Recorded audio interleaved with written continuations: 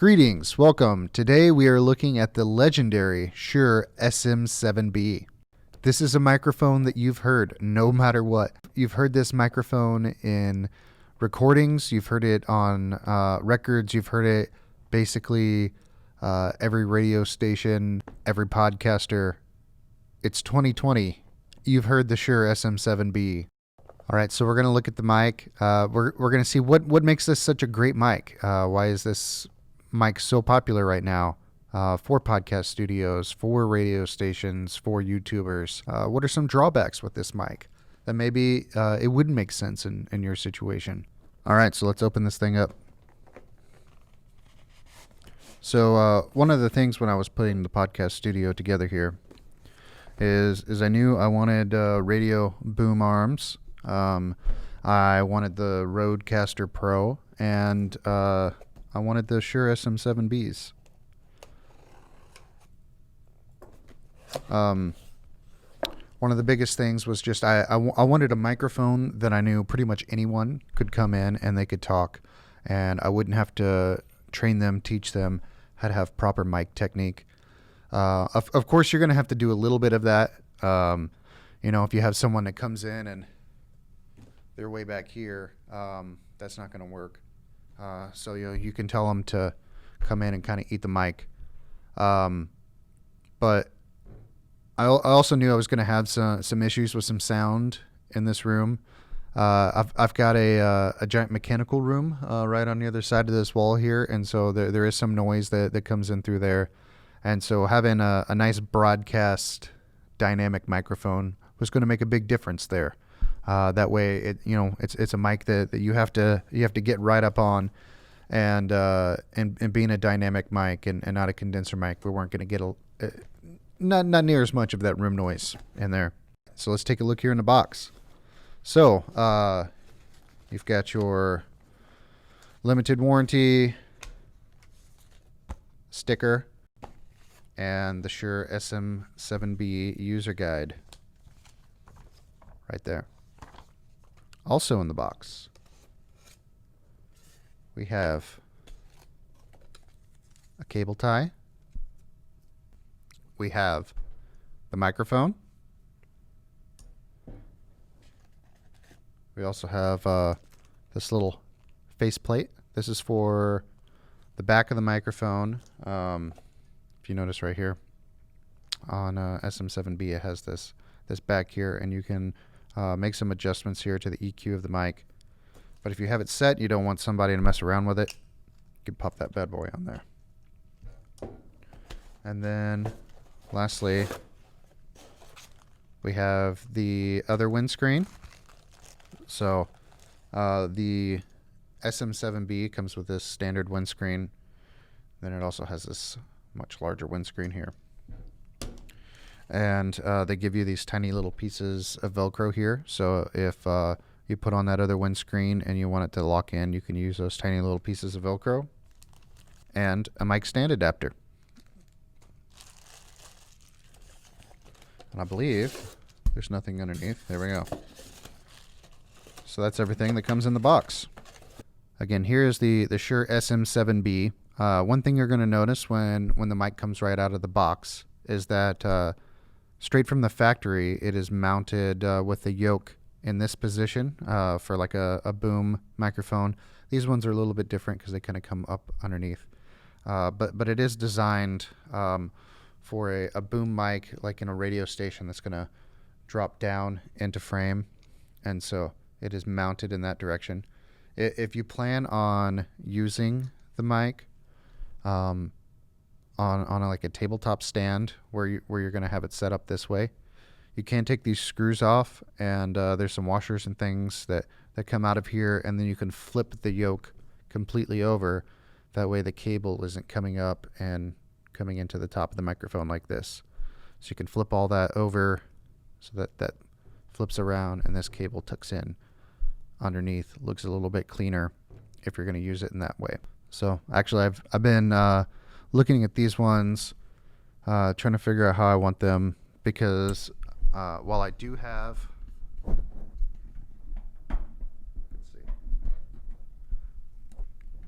Well, I do have these boom stands, and I can drop it down like this. I'm not sure.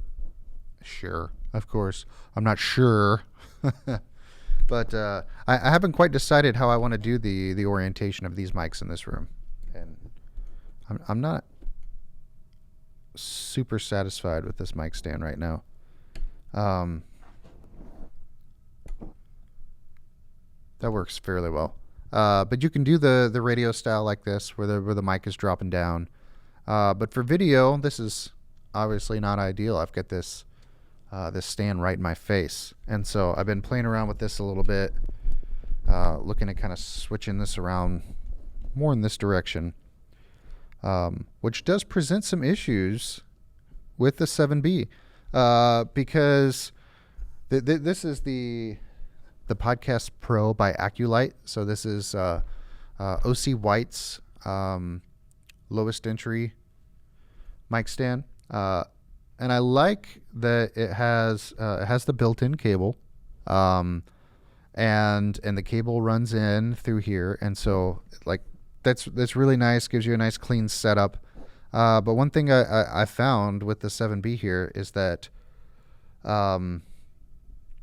the XLR, when it comes out, you're kind of running right into where you would make the adjustment on this. So if you want to use the mic like this, if you want to have it kind of coming up underneath, you're going to run into some issues with your XLR cable right there.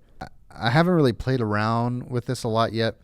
I think maybe if I cut this connector off and soldered on like a right angle connector, that might solve it. Also maybe,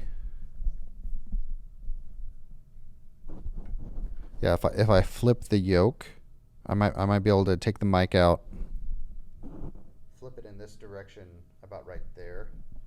Then I'm coming out. It's a little bit cleaner, and the mic would be shooting right up towards me. So I don't know. I might look at that. Haven't decided yet. Again, back to the microphone. So this is a broadcast dynamic cardioid microphone. And so if you're not familiar with any of those terms, this being a dynamic microphone, you have two types of microphones. You have dynamic and condenser microphones. And the biggest thing just to note there is that a condenser microphone needs 48 volts of phantom power in order to operate. And a condenser microphone usually, on average, is going to pick up a lot more of the noise of the room. Where a dynamic microphone, usually you're going to have to like get right in there and eat the microphone. It's a microphone designed to be right up on your face. And the benefit of that is that in a dynamic microphone, you're not going to get near as much room noise. You're not going to pick up other things other than whatever you're trying to mic. And the second thing is that a dynamic microphone generally benefits from what they call the proximity effect. And so that is the closer that you get up on that microphone, the more it's going to have emphasis on those lower frequencies. So for instance, on this microphone, if I have it right here, you're going to notice I still have some fairly clean audio with this mic, and you can probably still hear me. But most of that low end has been cut out. And so as I bring the mic closer to my face, you're going to start hearing that. And it has that warm yet dark tone that the SM7B is known for. And when you get right up on the microphone, you're going to have that really clean but deep low end, that standard radio voice, that morning announcer on the morning radio show, that just really has that deep voice that comes through. So if you're looking for that, if you're someone like me that has a little bit of a higher register, and you want something to give it a little bit of that low end boost, the 7B is an excellent microphone for that. Just sounds great in pretty much every application. So on the back of the microphone, you're going to notice it has some switches here. And one thing I really love about this microphone that most other microphones don't have is that when you adjust these switches, it actually makes an adjustment up here as well to give you a visual representation of the change that you made. And so it has a low cut on here, so you can roll off the low end if that's what you're wanting. And it also has a mid presence boost. And so if you're looking for that, you want to get a little bit more clarity to cut through a mix, you can bump that up right there. And I love that you can see that. You can take one quick glance at the back of this microphone and know whether it's flat or whether you've made those adjustments on there. And again, if you're going to use this microphone in pretty much the same setting all the time, if you're using this for your podcast, if you're using this for a broadcast studio, you have the same person that it's going to be miking all the time, or even if you're using this on a guitar cabinet or whatever you're using it for. If you want to make those adjustments and you want those to stay all the time because it's on one thing, you can take this right here, and again, it comes with this little cover, and you can make those adjustments, and you can back out the top and the bottom screw there, put that on, and then that way no one can change those adjustments. You don't have to worry about someone else came in and adjusted it on you. So that's kind of cool. I don't really know of any other microphones that have that feature. I know of lots of microphones that where you can make some presence adjustments, low cut filter, but I don't know any that really let you lock it out like that. Well, one thing you're going to notice when I was setting up the podcast studio here, like I said, I wanted to put the SM7Bs in from the beginning. And I ordered most of this equipment back in July, and the SM7Bs were on back order literally until yesterday. And so I got the other SM7Bs. I got all four of the microphones in yesterday.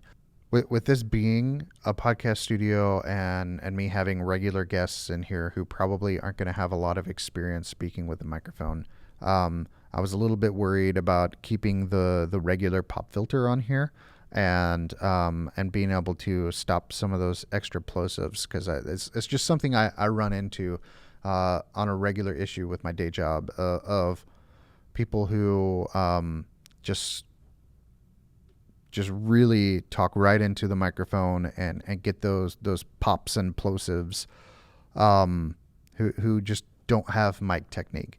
And so I figured when setting this up, like the regular windscreen works pretty well on the SM7B, but just to have that little bit of extra confidence that I know no matter who's coming in, what's going on, like no matter how pop, how much they try to pop punk pizza party,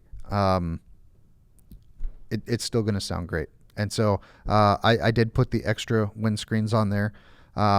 When I set up the room, I have my Rodecaster right over here, and so that's going to be my seat, which is why I'm doing this microphone last, because my mic, I'm going to leave the regular windscreen on there.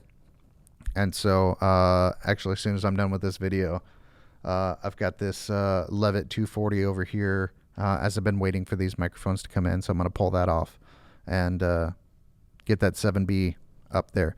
But anyway, so you can see here, it does come with the standard windscreen, and whenever you remove this, there's a plastic ring on the very end of it, and you want to make sure that is what you grab on. And I like to kind of pry it just a little bit, because anytime I've messed with these, I'm always so worried that I'm going to break this. But if you grab that, there you go. You can remove it like that, and there's the windscreen. One thing you're going to notice here is that there is this metal grill which surrounds the capsule, and quite long. The capsule sticks up maybe about a third, slightly more out of there. And then you have this other little less than 2/3 here. And this is obviously by design, with the fact that I can even show you here with this other one. If you take the windscreen off, first of all, you're going to notice a pretty significant change in my voice here. But if you get your mouth right up here on this, you're going to hear a little bit of those plosives because now I don't have a windscreen at all. But if I get off axis here, I can get my mouth pretty close to this, and the mic's still going to sound pretty good.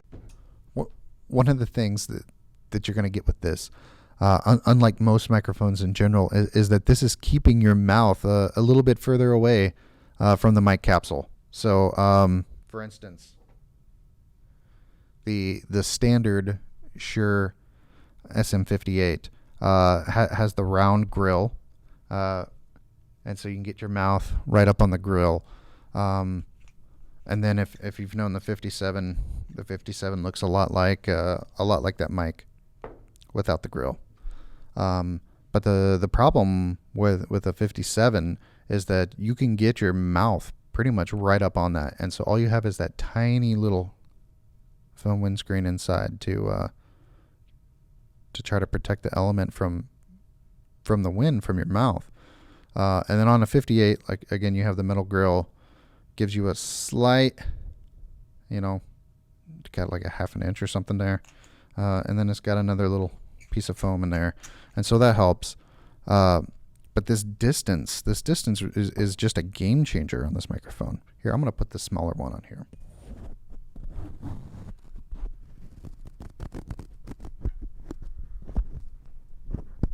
All right, check 1, 2. Okay, there we go.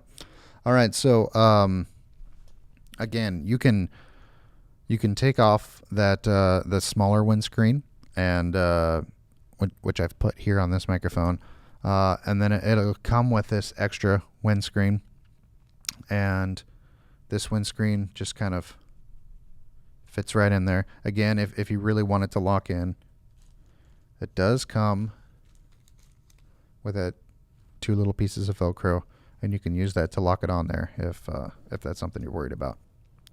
All right, so you're thinking about buying the SM7B and you want it set up. So your biggest question here is going to be what is your workflow going to look like in your situation, and what's your budget? The SM7B is about $400, usually $399 MSRP.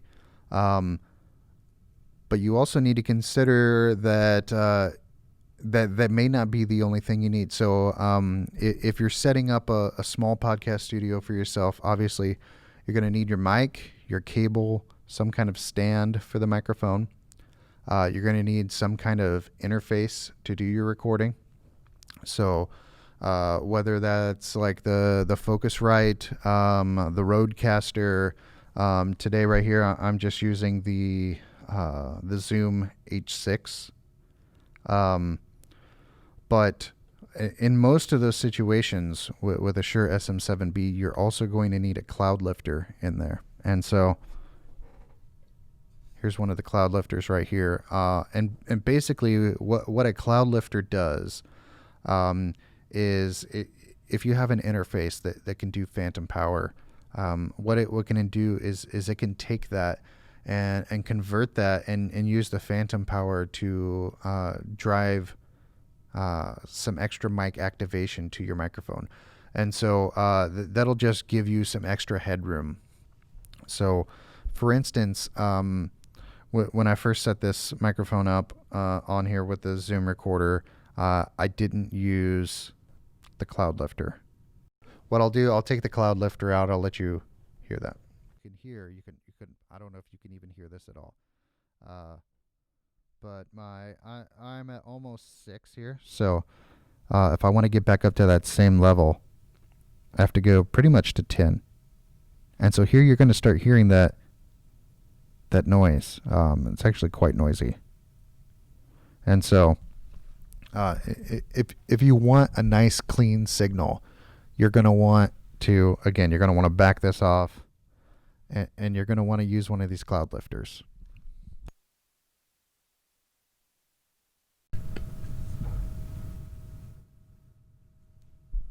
All right, hopefully I got my mic back to the same.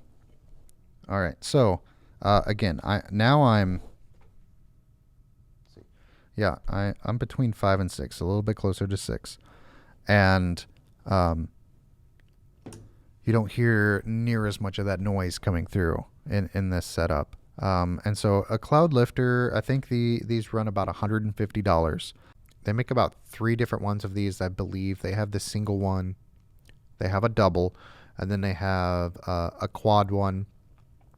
And so when I was originally looking at setting up this room, I looked at the quad one because you do get a slight discount rather than buying 4 individual ones.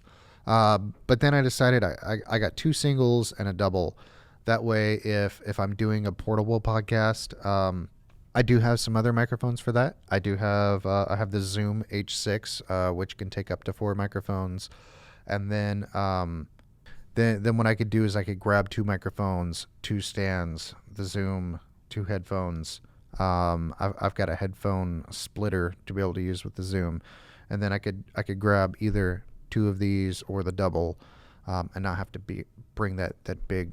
I think the other one is a rack mounted one. I can't remember back when I had looked at it, but fairly good size. And so these fit much better in a backpack than the big 4 one.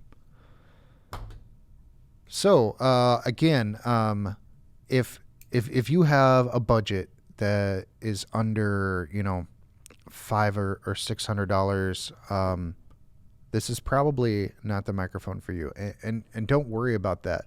Just because you see a lot of people on YouTube or people with video podcasts that are using the Shure SM7B, that doesn't mean that you need that it's some kind of status symbol, or that this is the microphone that you need to make recordings. It is an excellent microphone. It's a great piece of equipment, but it's not the only piece of equipment that would work for you. If you're just starting out, you have $100 to spend on a microphone. The Shure SM58 is an excellent microphone. Again, there's also the Shure SM57, and you do have to spend just a little bit more if you're going to get that extra windscreen on there. You can always buy knockoff windscreens. I mean, a windscreen is a windscreen. There are some other great microphones. I have one here that I was kind of playing with while I was waiting for it. This is the Lewitt LCT 240, I believe. It's a great sounding little microphone. Get whatever you need to get to start making, to start producing, to start creating, and don't get hung up on buying the greatest pieces of equipment. In this setup, we did go with the SM7Bs because I work at a university, and we wanted to have this room set up where we could eventually have students use the room. We'll have guests come in, and I wanted a nice, excellent microphone. Like these microphones could be in this room in 30 years. SM7Bs are excellent microphones. They're not going bad. They're not going out of style. They've been used for a long time because they're excellent microphones. All right, so my thoughts. First of all, the SM7B is just an absolute legendary microphone for a reason. This mic can handle just about anything you can throw at it. Obviously, it's great for spoken word. It's great for vocals.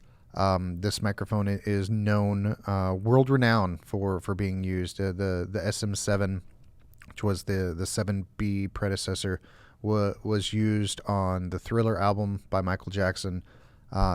This mic, it's used in radio stations, it's used in podcast studios, it's used all over, and it's used for a reason, because it sounds great.